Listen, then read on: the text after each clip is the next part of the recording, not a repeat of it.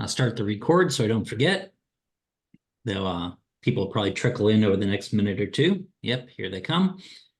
So how's everyone doing? How's your semester progressing? So far, so good. So far, so good. I guess congratulations for the award, the Emmons whatever it was. Thank you. Yes, I got the Emmons from ASP. Huge team is responsible for that, both for nominating me and also all the work they've done over the years with OPIS, and you're all becoming a part of that team, and the MWU curriculum, and also my RIRA program. There are probably about 50 or 60 educators who've contributed to these efforts, and I'm merely just the figurehead. So, but yeah, got the award. So good. More people coming in. Those of you who are doing the labs this semester, how's it going so far? I finally got WebAssign to work, or I should say I got Cengage to finally recognize how to do WebAssign. Okay. It's their own company. They should know, but yeah. Well, since I teach it at two different institutions, the Southeast Community College went fine. It was pretty seamless. But here at Wesleyan, it just caused everybody headaches. Wow. Yeah, we get different experience. That first time you offer it at an institution, sometimes it's easy and sometimes it's really hard. I don't really have a great explanation for it. And I have to deal with two different reps, even though it's the same town and same structure. They have separate reps for different institutions. No, that's yeah. The world of business. It's hard to understand or explain. Yeah. All right. Does anyone else have anything to report about their Opus adventures so far this semester? Okay. I see Ben's moving around. Are you at an observatory, Ben? Let's see if I can unmute here. Okay. No, I'm in my planetarium. Okay. But I'm going to relocate to my office. Okay. Not a terrible guess. Dark, so I assume Dark, yes. All right. So what are we doing this week? Let me share my screen. We're doing Lab 2. Okay. Spread you on out. So this is the Earth and Seasons Lab. It's a part of standard curricula to have an Earth and Seasons Lab. I think the topic is a little bit overblown. I don't know why we focus on this. In elementary school, this is, when they learn astronomy in elementary school, this is the topic, seasons and phases. In middle school, seasons and phases. High school, seasons and phases. Undergrad, this is the first thing we teach them, seasons and phases. So I'm not really sure why there's such a huge focus on this particular topic. There's so many things in astronomy that people have a hard time understanding and forget. But for whatever reason, this seems to be the topic that we've latched onto over the years. So we have a lab, actually 2 labs on this topic. And I have to excuse me for a second. My heart's just racing.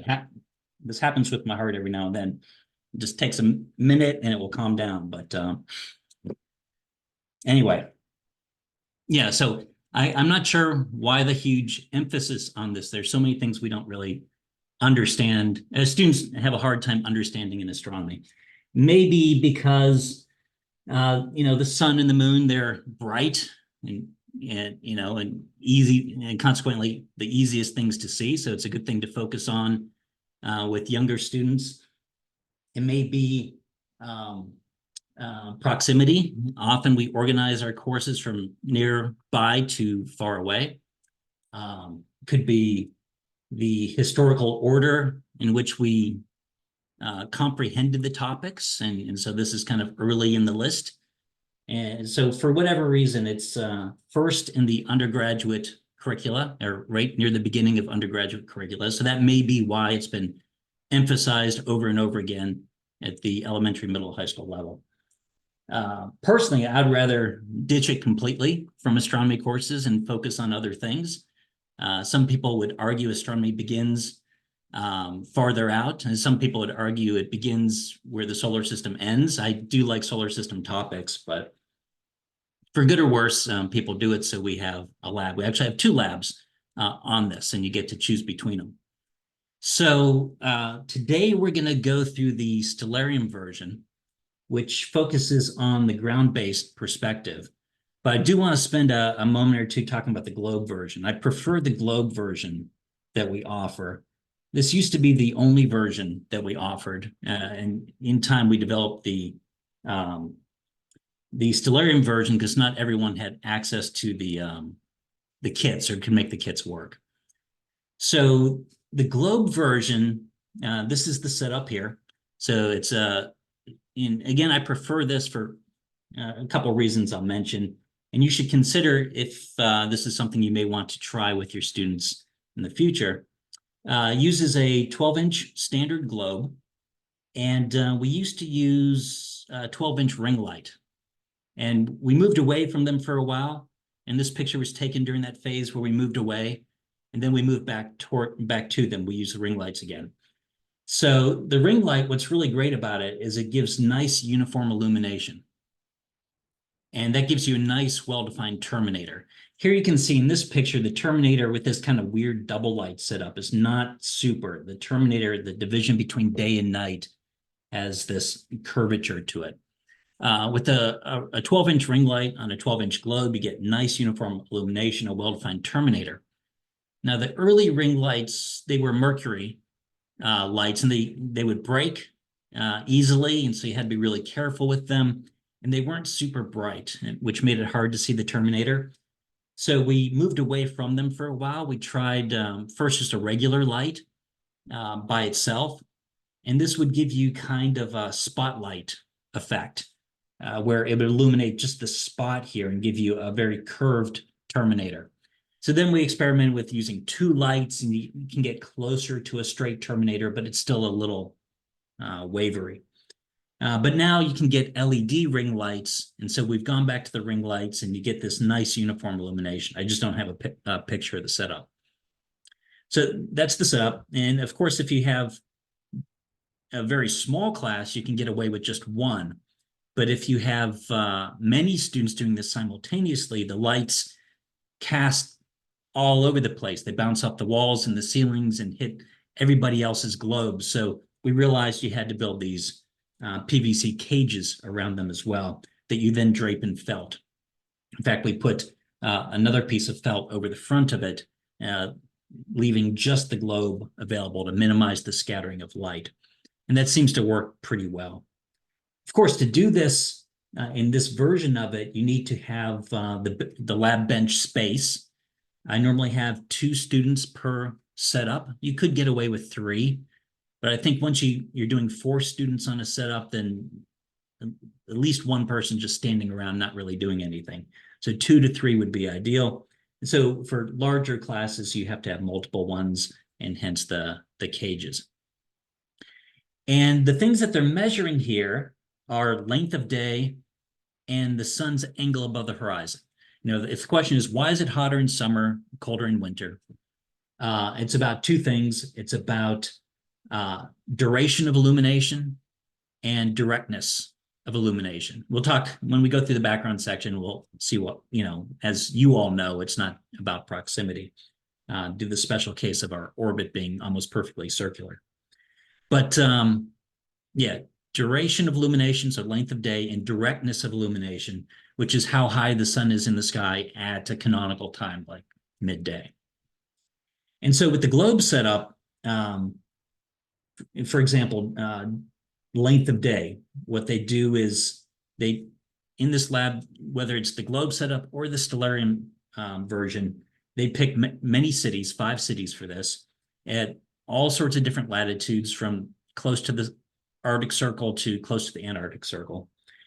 And they'll do it for all 4 season configurations. Here we're in the Northern Hemisphere winter, Southern Hemisphere summer, because it's tipped away. The North is tipped away. And they take their city, they put it on the terminator, and then they follow the line of changing latitude, constant longitude up to the hour circle at the top of the globe. All these globes come with a little plastic hour circle. And you take 12 hours and you point it to the light, and you just follow the line and you read the time. And that's the time of sunrise, sunset, without taking into account time zones and daylight savings time and that kind of thing. And so you could do it for sunrise or sunset and then multiply by 2. That's how this works.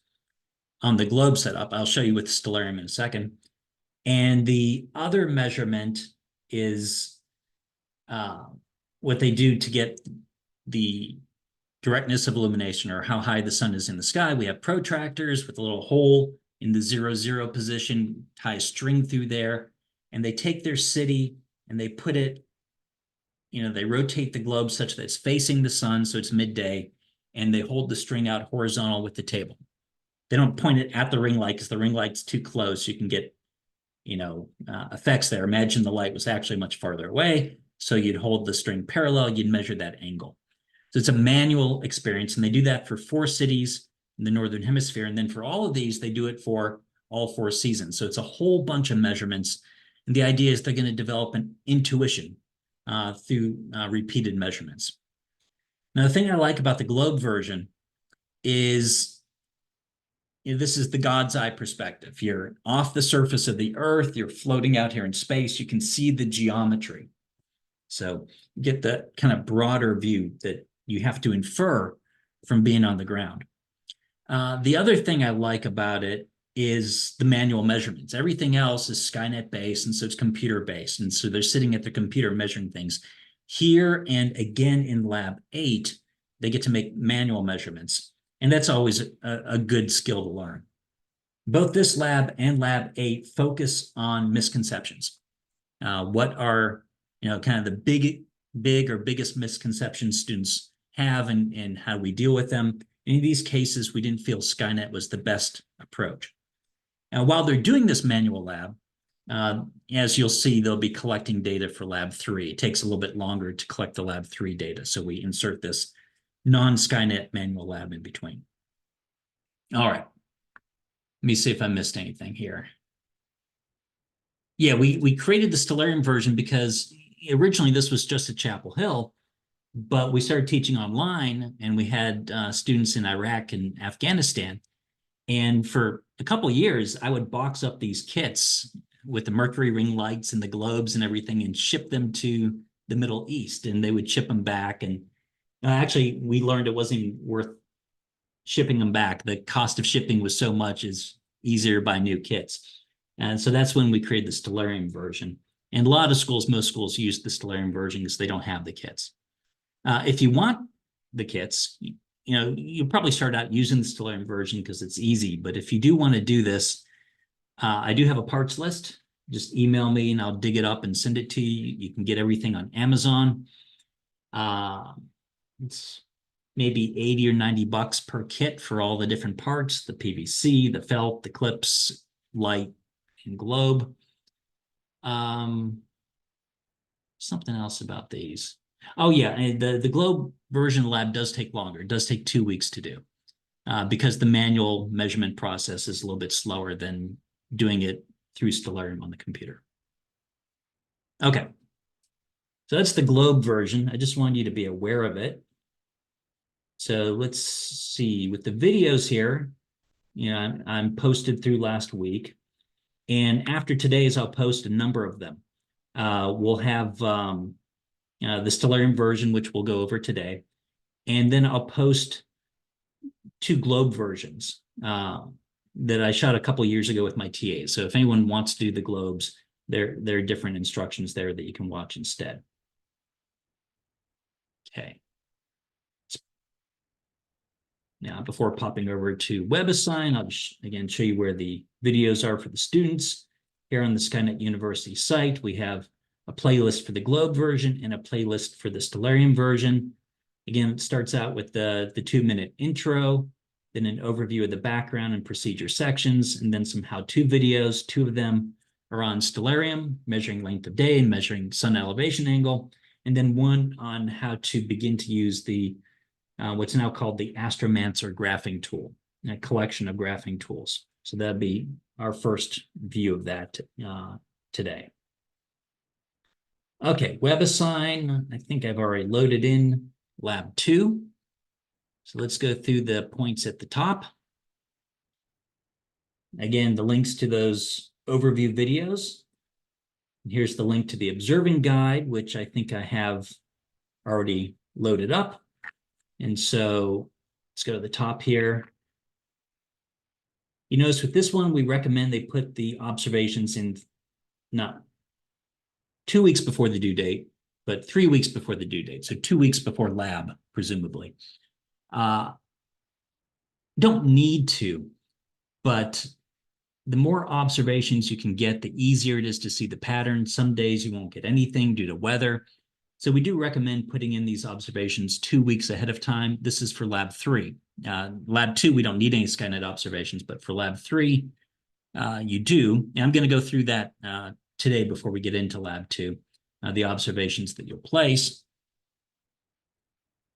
What else do we have here? Yeah, let's do that first, and then we'll come back to the rest of it here.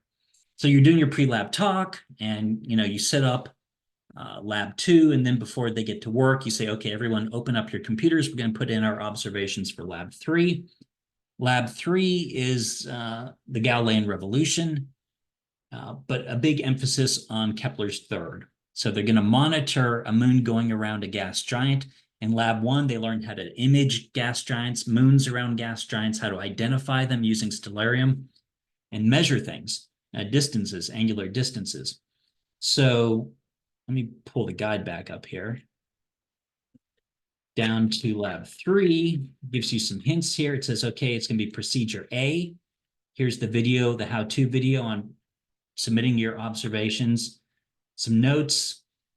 We're going to set this one up. What's different from Lab 1 is we're going to set it up to repeat once a day. Though if you're short on time, you could do once every 12 hours, and maybe get Australia, Chile, Australia, Chile. You want to select all prompt telescopes available, or if you're short on time, you can just select all telescopes. And they don't need to, they shouldn't freak out if they don't get all 14 observations. Really only 5 or 6 are needed. But again, the more you have, the easier it will be to see the pattern. Okay. So let's put that in here. I'm going to go to Skynet, optical observing. Let that load. Have noticed that going to the optical observing page is just slower than it used to be. I put one in a little bit ago. Already one's been taken. No, yeah. Anyway, let's put a new one in. Going to add new observation. Set to Tololo. Here's now. Go forward a couple hours. So as soon as the sun sets, it looks like Saturn and Neptune are coming up. So those 2 are available. And once you get to about halfway through the night, Uranus comes up, and then Jupiter. So it turns out, right now anyway, all 4 gas giants are available. That's not always the case. So your students will pick one. Each student will pick one and submit a sequence, their own sequence. Here are the pros and cons. Jupiter, it's the prettiest. So for students, it's often the most fun to image. Once they get their sequence, they can actually make a little movie of Jupiter going around. They can see the red spot moving around, which is kind of fun. It's also being close. The moons are spread out. They're only 4. They're all large moons, so they're very easy to identify. So, it's a good one to do. Though sometimes Ganymede, the moon that we use with this one, moves off the field. Some of our telescopes have smaller fields of view, and occasionally it can move out of the field of view, in which case they'll lose a data point or 2. Saturn, also pretty. And it's farther away, so the moons are closer in angularly, but still pretty easy to identify moons, and Titan is the one we use here, easy to pick out. Uranus, farther away, the moons are closer in. There are no large moons, just medium-sized moons. And a lot of them get lost in the sky glow of Uranus. So that's actually the most challenging one to do is Uranus. So if a student's up for a challenge, they can do that one. I think we use Oberon as the moon. And Neptune is the easiest because there's only one moon that we can see, Triton, and it's always right next to the planet in the image. So they don't even have to use Stellarium for moon identification. So that's for your lazier students. But all four are available right now. I'll do Jupiter. So look it up, same as before. Sun elevation -12, min target 20. I think we use 0.5 in OPIS for min visible. Max moon phase, you can go, full moon's fine. With the brighter ones like Jupiter, Saturn, you can have a min moon separation of 0. I think in the instructions we suggest 30 for the fainter objects like Uranus and Neptune. So you don't end up like too close to a full moon and the observation gets unusable. And yes, it's observable at many observatories. Choose the filter. So that's listed in Lab 3 in that section. It was down here, monitor a planetary system. Let's see, with Jupiter, it recommends V-band, 0.03 second exposure. The goal here isn't so much to get the planet, but to get the moons. So these are the filters that we used with the moons. And then some special instructions for repeating. So it's just V-band. I have that marked and nothing else. Save. And if you have plenty of time, select prompt telescopes. All prompt telescopes you have access to in Chile, Australia, everywhere. Open all the accordions, find anything with prompt in it. If you're short on time, you can just press the orange button and select all telescopes you have access to. Again, these don't have to be pretty. They just need to be able to identify the moon and measure its distance from the planet. So these don't have to be exquisite.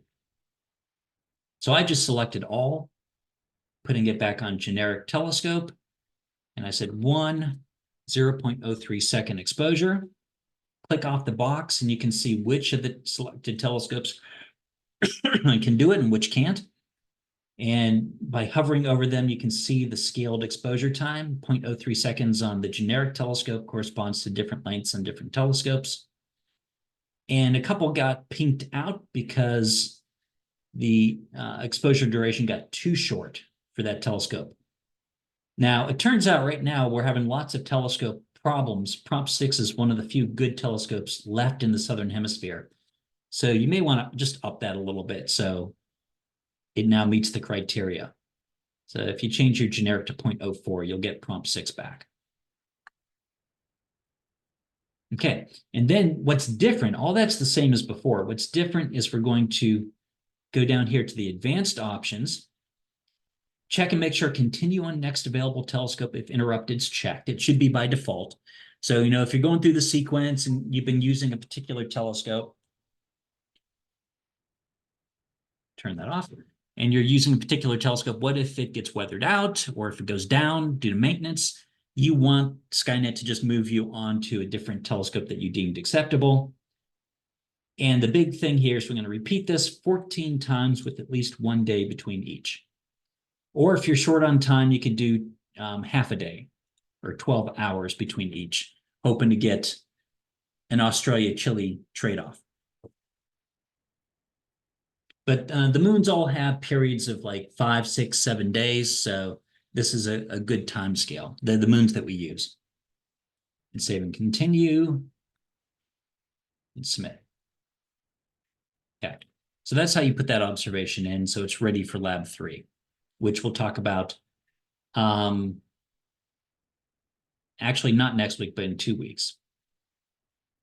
So next week, what we're probably going to do is I'm going to pause the lab sequence and talk about how grading works in WebAssign, and we'll have a presentation on accessibility features of the OPIS curriculum from our accessibility expert. Okay, any questions there? Okay. All right, so let's get back to the instructions here for Lab 2. We talked about the placing the observations for stuff coming up. There are a couple of notes here. There are questions in the background section of this lab, so students shouldn't just skip the background as they are apt to do. There are points there. Also, just a reminder, we have this in every lab after lab 1, to go back and review the answers to the sources of error questions, because students are terrible at sources of error. In fact, you may want to even use the pre-lab presentation time to go back to lab 1 and say, okay, let's talk about the sources of error. And these are the kinds of things you said, but here's what the correct answers are and what we're looking for and why human error and measurement error don't count. Okay. Down into the goals. This is the Stellarium version. When I distribute the courses, I give you both versions and you have to go in and turn off whichever one you don't want. So goals. Why is it hotter in summer, colder in winter? That's the question we're trying to answer. So determine how length of day changes with latitude and season.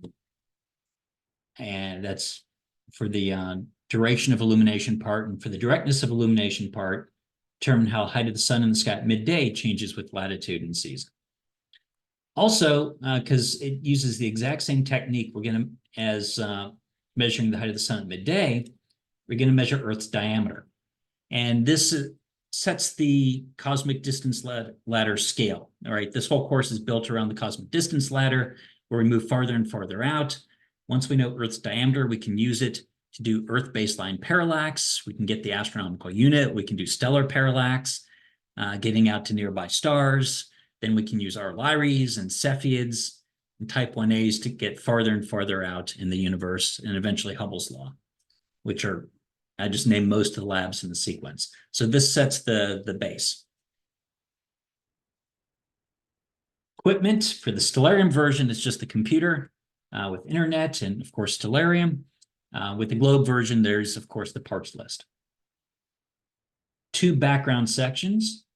The first one, we just define longitude and latitude. And there's like a little hiccup in my brain. I always get confused whether it's lines of changing, when I say lines of longitude, are they lines of changing longitude or constant longitude? So I just spell it out in the lab here. Lines of longitude or changing longitude, as you know, run from 180 west to 180 east, and the latitude from the South Pole to the North Pole, minus 90 to 90. And here I showed lines of constant longitude and latitude. And there's a little exercise here, how to get the longitude and latitude in Stellarium. Let me just reset Stellarium here. Bring that up. Because they're going to be picking all sorts of different locations, and so they're going to need to know these coordinates, F11, to get out of that. And it's over here under location window. And for this particular test, we use Chapel Hill because it's the home of Skynet headquarters. And here we go. We tell them to round off to the nearest degree. And Dan? yes. Since you just did F11 to kick out, just remember that Windows 11, that key does not work. That's right. And you have to define your own F11 or, get out of the window. Anyway, that's what happened on our computers. Yeah. Yeah. And my students were having trouble with that also. So it wasn't just mine. Yeah, that is unfortunate, but yep, I think that's the way to do it, is to define a new escape key. Yeah.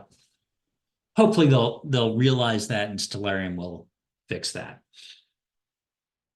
Okay, so you just type in the city, you get the longitude, latitude here, round it off, and south latitudes and west longitudes, they have to use a negative sign, or the auto grader will mark it wrong. Also, they need to get used to that for some of the other exercises, negative latitudes and things, because they're going to be making plots. Okay, so they can read it off there. Now, I should say in the Globe version, we do a little bit more here. We start talking about precision versus accuracy. It's a great opportunity to talk about that. So in the Globe version, they're on the globe, and you only have these lines every 15 degrees. So they have to estimate. They have to interpolate and estimate. And that is a source of imprecision. Half the class will go, get it wrong on the high side, half on the low side. So that's imprecision. Also, on the globe, there is no Chapel Hill. The closest city that they put on the globe is Raleigh, which is east of Chapel Hill. And so most of the students will use that, and without trying to correct for Chapel Hill being to the west of it. And so everyone will be off in the same direction. And that's an example of inaccuracy. So it's a great little lesson about precision versus accuracy that is lost in the Stellarium version because you get it exactly. Okay. The second part of the background section is the basics, defining the terms: summer, winter, vernal, autumnal, solstice, and equinox. We asked the big question: why is it hotter in summer, colder in winter? I ask my students, and usually a few will raise their hands and give the correct answer, and you have to kind of tease it out of them to get the incorrect answer. I don't know why that is. And most people outside of your classroom don't know it. Maybe they did the reading. And so some people, the smart kids did the reading and they like to show off their knowledge. So you'll get the right answer first, but then you say, that's right, but a lot of people get this wrong. What's the answer that's usually given? And that is proximity. And you spend a little bit of time talking about why that's not the case. One reason is our orbit is almost perfectly circular. And so here we have the orbit to scale. Of course, the sun and the earth are not to scale in this picture, but the orbit is to scale. It's almost perfectly circular. Technically, it is an ellipse. There is a moment in time when we are slightly closer to the sun. It happens to be northern hemisphere winter. So that, that can also go to prove the point that it's not about proximity. We're close enough to circular. Proximity is not a big effect. Also, if it was due to proximity, it would be summer in both the north and the south simultaneously. And most of your students know that when it's summer in the north, it's winter in the south. So it's a secondary effect. When people say, like the Harvard video, which we've talked about before, they ask the Harvard graduates in their graduation gowns, why is it hotter in summer, colder in winter? And they guess, we're close to the sun in summer. I don't really fault them because proximity is the primary effect. It's just like on a comet, seasons are about proximity. It just, because our orbit's almost perfectly circular, it defaults to the secondary effect, which is the tilt of the planet. With some planets like Mars, both matter. You get a 20-degree switch, 20-degree difference due to proximity between closest and farthest approach on Mars. Okay, so it's because Earth is tilted, and that, as we'll see, has effects with both duration and directness of illumination. And the tilt stays relatively still, does change slowly over 26,000 years, giving you precession, but over the time scale of just a year, the tilt is kind of fixed in space and it goes around. So you have one hemisphere pointed towards, one hemisphere pointed away. And question about when it's summer in the north, what's it in the south? But then we say, okay, we're going to focus on length of day and how high the sun is in the sky at midday. Those are the two things. Okay, on to the procedure. We start with the practice. This is length of day. And we're going to practice with Chapel Hill. So we've already picked Chapel Hill here. And we tell them, unlike the previous lab where we put everything in UTC, and future labs where we'll go back to UTC. Oh, Abbas, go ahead. You have a question. Yes, on the previous picture that you showed the Earth, yeah, here is actually, we know that, sun is not on the certain, and it's not circular. It is kind of ellipse. Is closer in one side than the other. Yes. Is that important to note? Because I think that is one of the key items that is on the summer we are far away, and on the winter we are very close to the sun, but it doesn't affect the summer and warmness. I normally point that out up here when I say the orbit's super close to circular, and the small amount that it varies from circular, it's actually during northern hemisphere winter that we're closer to the sun. Exactly, yeah. But I thought you were going to make a different point. Often people get confused by looking at diagrams like this, which are tilted in perspective, And Yeah. they don't realize this is a perspective drawing. It looks like Earth is much closer at sometimes and much farther at other times. So it's Exactly. that can also confuse particularly younger students, but hopefully not the undergrads so much. But I believe on the kits might help them more accurately than the pictures on the screen. Yeah, Thank you. sure. All right. So for this lab, instead of being in UTC, it's better to be in the local time zone. It doesn't really matter. We're doing differences of times, but at least the times will make more sense, like sunrise, sunset times. So I turn off use custom time zone. I even enable daylight savings time so it stays closer to their intuition. Okay. Now, so sunrise and sunset, those are the things that we want to measure. So I'm going to grab the sun and maybe I'll zoom out a little bit. It doesn't really matter if we zoom out or not, but let's bring up the clock here. Now in this test here, this practice one, we're doing summer solstice sunrise. So let's get back to summer solstice, June 21st-ish, and doing sunrise here.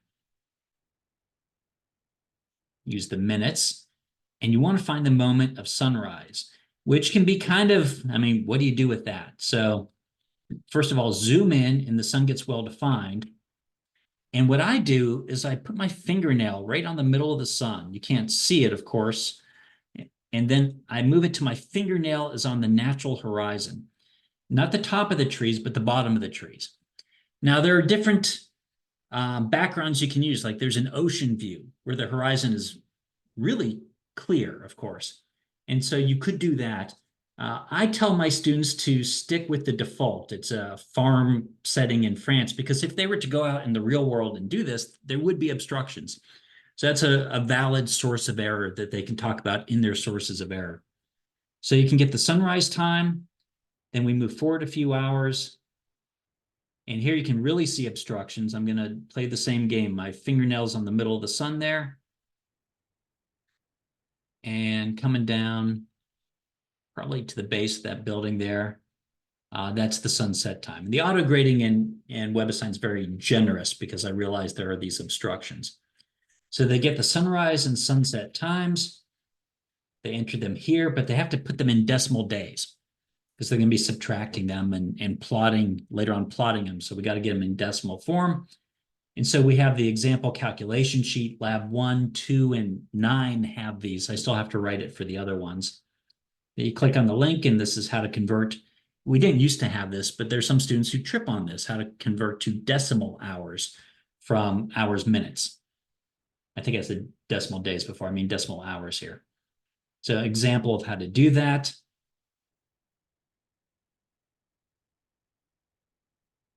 And then difference is the length of day. And we tell them the actual length of day is 14.54. So they calculate a percent error. Again, there's an example of how to do a percent error calculation where we use our terminology measured value and professionally best determined value instead of true value, because some educators objected to the term true value, which I can understand.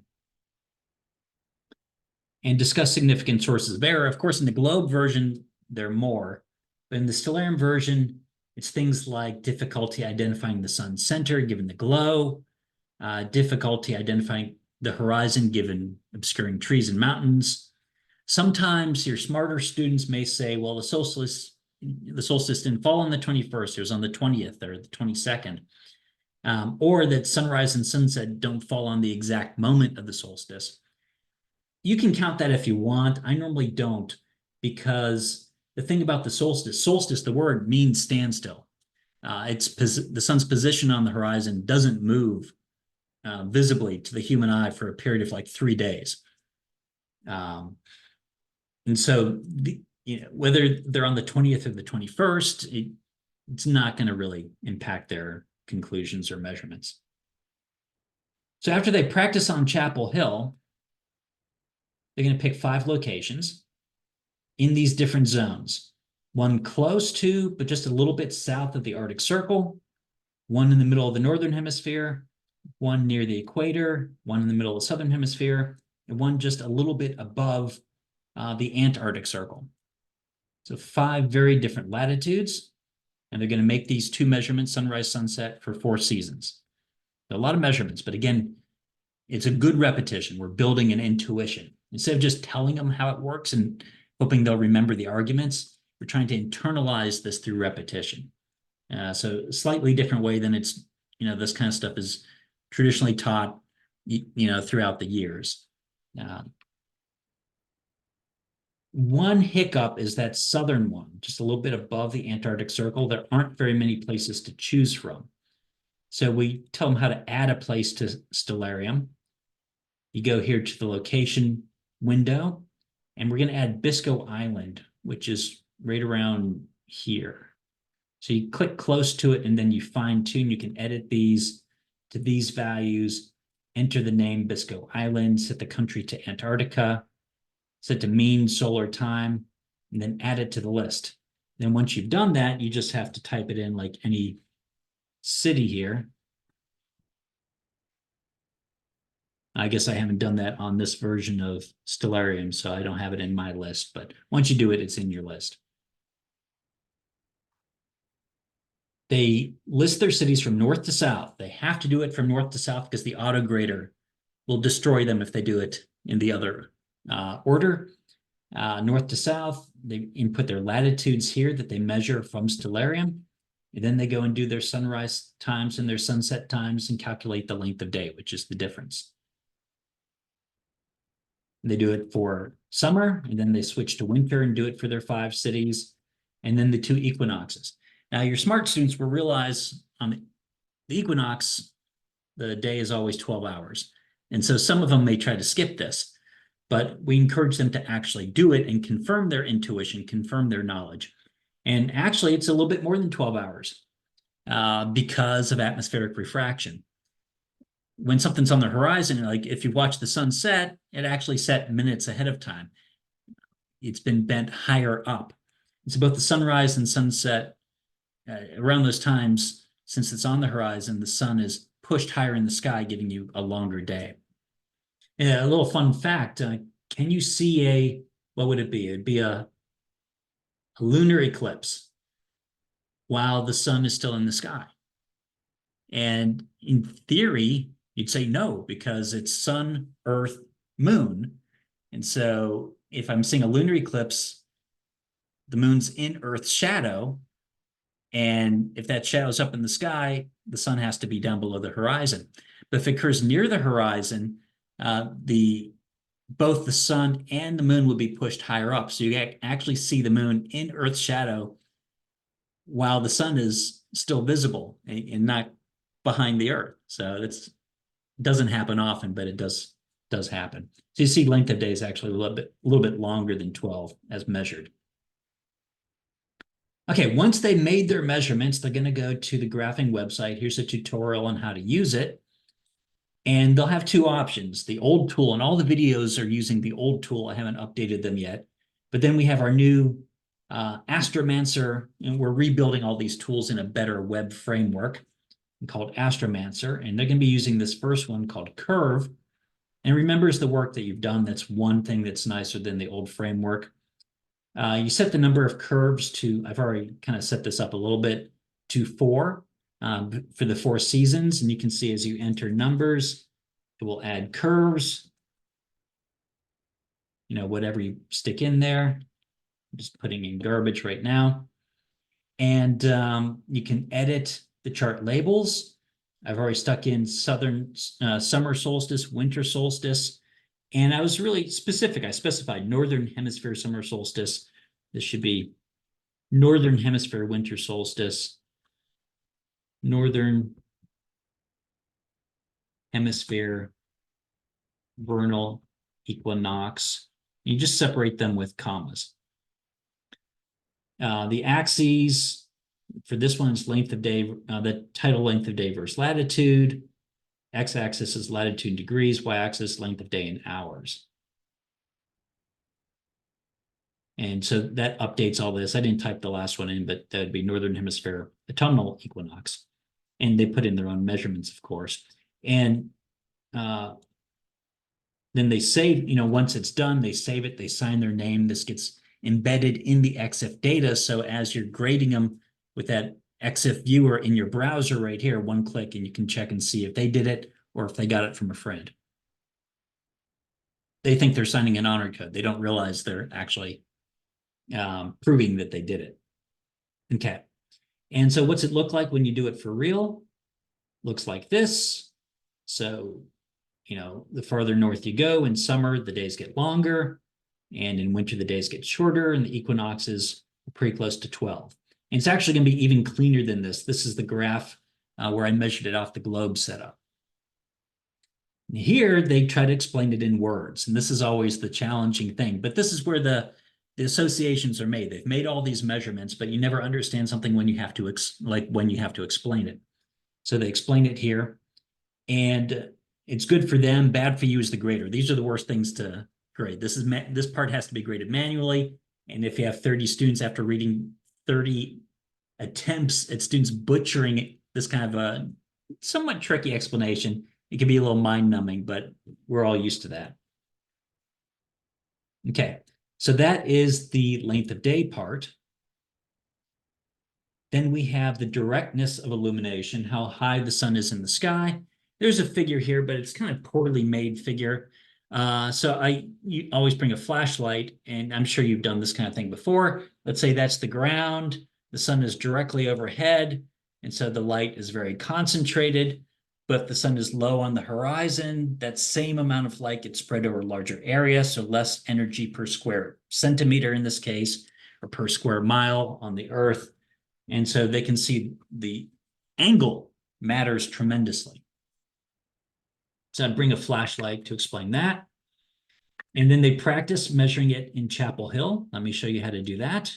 Let's go back to Chapel Hill.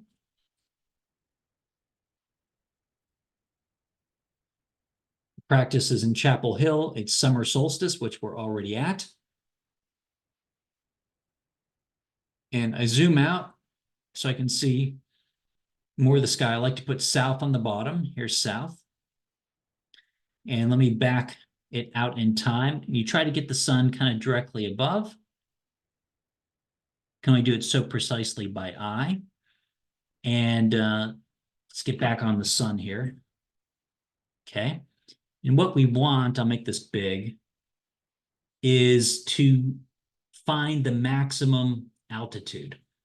It's a little hard to read with the ground there, so I'm going to put it in night vision mode. Here's altitude, the second number there. And so I'm going to change the minutes. Maybe I'll make time stop flowing for this to make it simpler. I'm going to change the minutes here. Going the wrong way.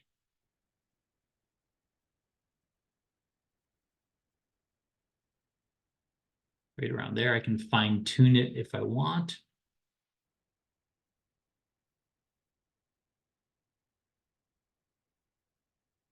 Not so much, really.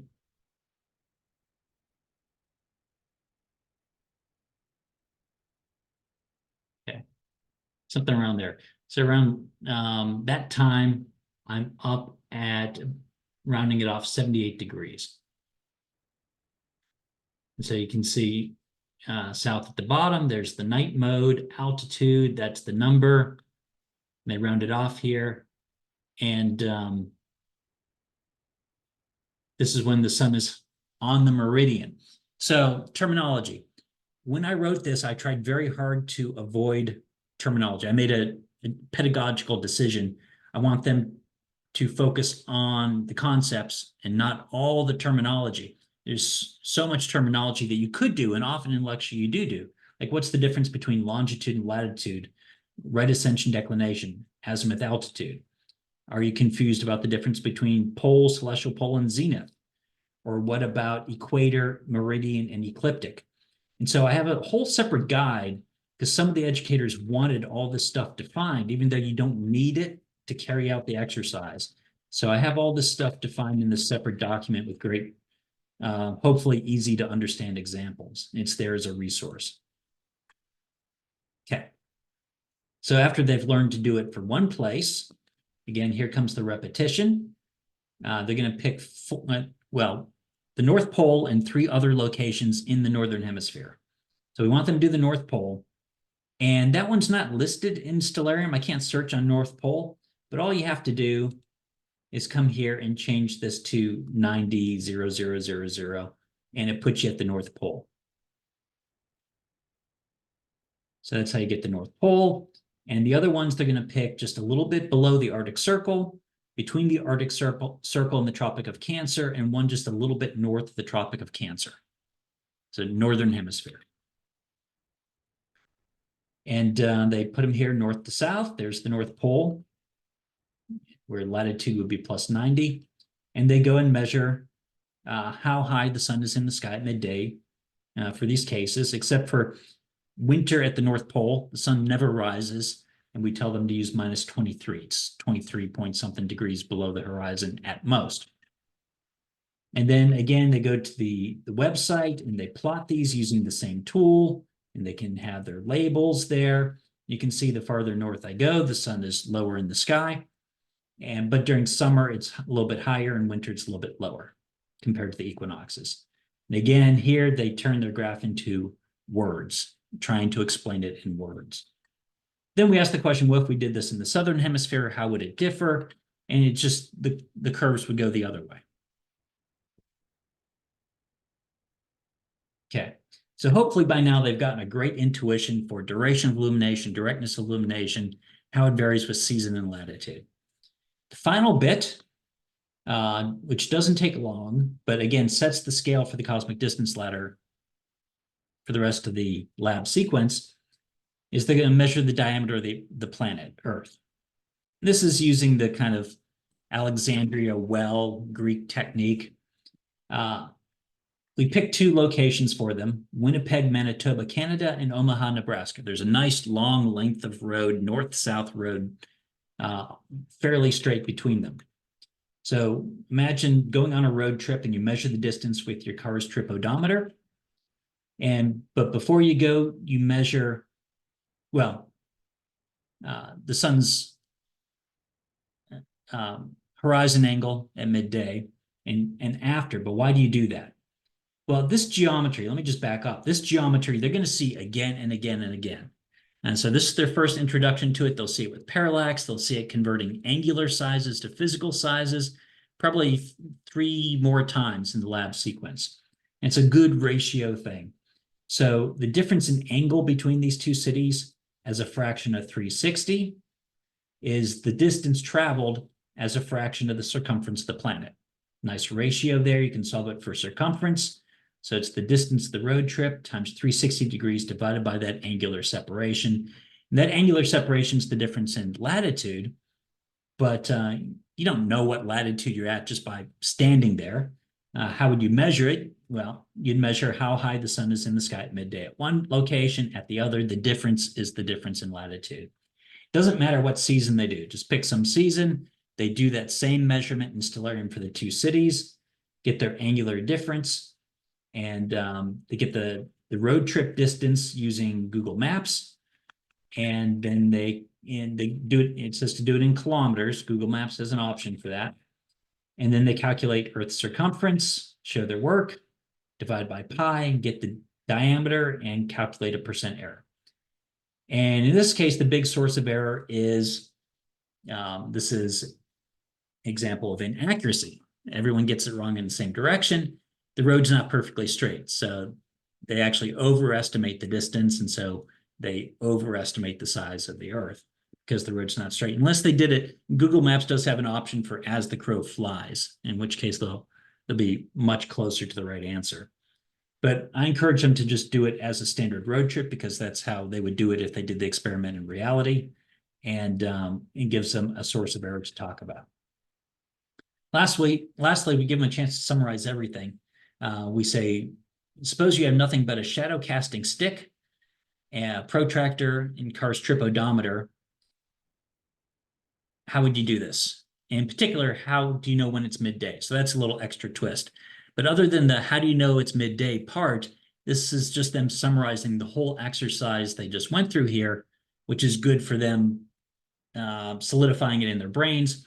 And then that extra bit about how do you know when it's midday, that's when the sun's highest in the sky, so that you cast the shortest shadow. So presumably you take, if you didn't, know when midday was, you keep taking measurements in when the shadow is shortest, giving you that protractor angle is the one that you would go with.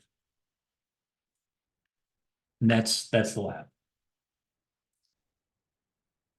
So I think it's all the basic things that we always teach with this topic. Again, taking the approach of good repetition to build it into their intuition instead of the standard approach of let me appeal to your intellect, which clearly the Harvard video shows doesn't necessarily work long term. May work long enough to get past the exam, but trying to internalize this long term, this is the hope. Any questions about anything? How long does this usually take them? So if you're doing the Stellarium version, you can do it in a single lab, like for us, an hour or 50-minute lab. If they have a little bit left over, they can finish that up at home, and particularly the section D, because it's using the same skills as section C. That's the nice thing about this. Once they learn how to make these measurements in Stellarium, they can finish it at home if they need to. But with the Globe and Lights version, they do have to be present because they don't have their own lab setups. And so we take 2 weeks for that.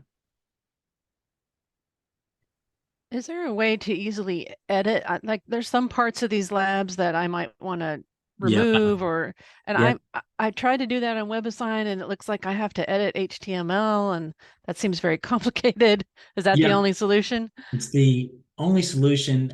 I can't even edit the labs. I have to submit the changes to them and they edit it. And something that I'll be trying to negotiate again for at least me having the control. But this is a broader discussion. Do I want to stay in the WebAssign Cengage environment long term? I may move this to a platform where people can edit it, where not just me can easily edit it, but each instructor can fine tune it for their own needs. So is it possible to, like, say if I didn't want them to do the third part, could I just delete that from the WebAssign question? No, there's no way to edit it. So you just tell the students not to do that part. Okay. And WebAssign will say it's out of however many points, but in reality, it will only be out of this many points. So don't freak out about your percentage. Yeah.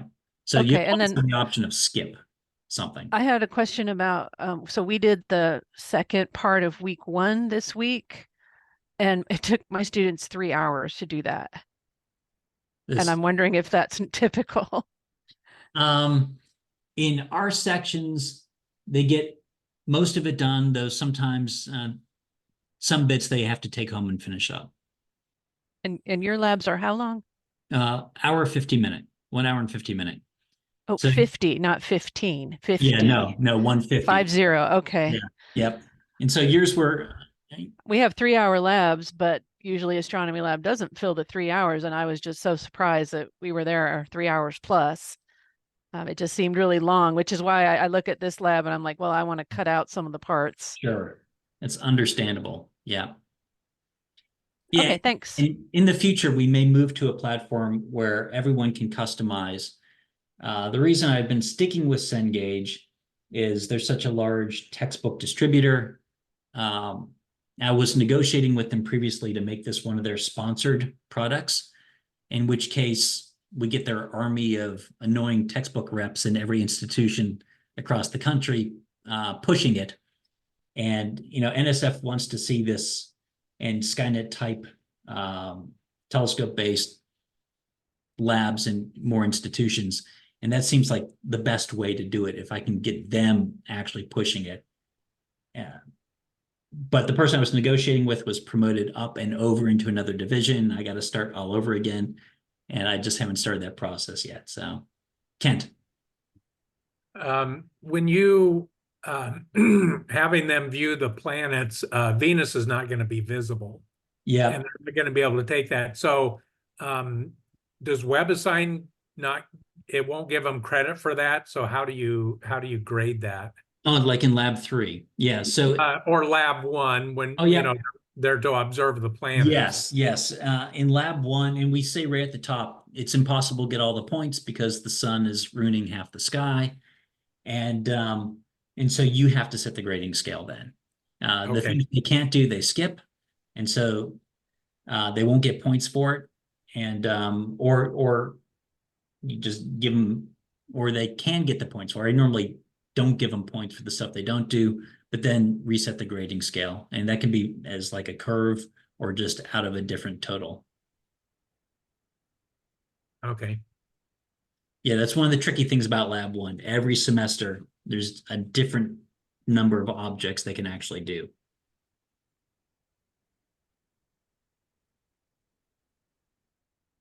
Okay, anything else? All right. Wow, we got this one done on time today, to the minute. How about that? Okay, so next week, we won't do lab 3, but we will talk about how to grade, and we'll have our accessibility person here, and then it'll be lab 3 the week after. So go ahead, particularly if you're not offering it this semester, put in your lab 3 observations. So you personally have a data set. I showed you how to do it today, and we'll process that stuff then. Okay, I'll see you in a week. Thanks, Dan. Thank you. Sure. Thank you, Dan. Yeah, thanks. See you next week. May I ask about something that's not related to today's lab? Yeah. Okay, so our semester started a little bit earlier, so we are already at, I sent you an email. Did you see my? Yeah, I'm catching up on all my emails tomorrow. Okay, yeah, that's fine. Because lab 4 is scheduled in less than 2 weeks from now. Okay. You should have like special access to those parallax observation. You could do. Yeah, you need that special TOO access. I Yeah. can set you up with that right now. I'll stop the recording and we'll take care of that. Thank you.